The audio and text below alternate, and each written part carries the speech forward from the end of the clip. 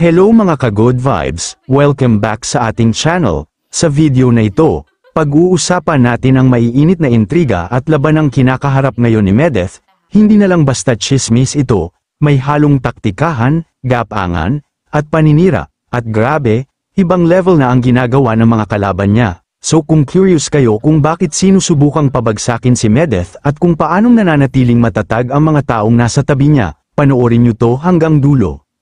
Sa mundo ng intriga sa social media at politika, personal man o profesional, lagit-laging may mga taong hindi matanggap na umaangat ang iba. Ganitong-ganito ang nangyayari kay Medeth ngayon.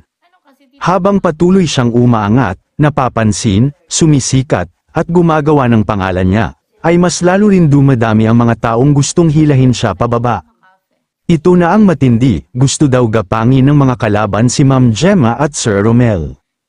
Anong ibig sabihin nito? Hindi literal na gapang syempre, kundi yung taktika ng mga tao na pilit kinukuha ang suporta ng mga nasa tabi ni Medeth. Kumbaga, gusto nilang sumapi at kumampi ang mga ito sa kabilang kampo.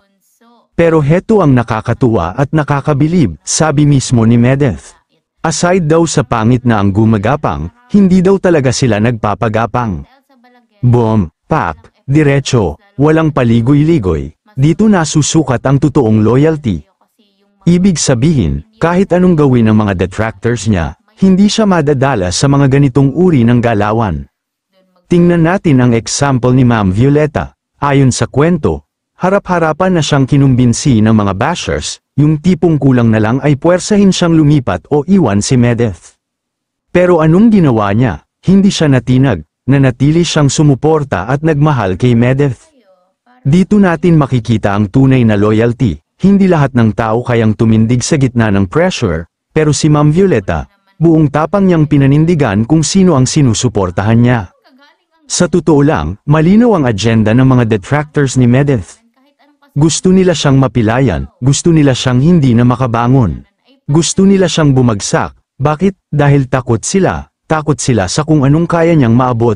Takot silang maiwan sa likod habang si Medeth ay patuloy ang pag-angat. Kadalasan, kapag hindi natin kayang tapatan ang galing ng isang tao, ang reflex ng iba ay sirain ito, hilahin pababa, imbes na sabayan sa tagumpay. Gusto nilang sabay-sabay kayong nasa ilalim. Pero ang tunay na malalakas, hindi bumibigay, hindi nagpapagapang, hindi sumasama sa mga ganitong klaseng laro. Kaya sa mga tulad ni Medeth, saludo kami sa iyo. At sa mga katulad ni Ma'am Gemma, Sir Romel, at Ma'am Violeta, na naninindigan sa gitna ng gapangan at paninira, kayo ang totoong inspirasyon. At para sa ating lahat, isang paalala, kapag umaangat ka, siguradong may pilit na hihila pababa, pero nasa iyo kung papatulan mo sila, o magpapatuloy ka sa paglipad. Kaya kung gusto mo pa ng ganitong mga deep dives at real talk, don't forget to like, comment, and subscribe.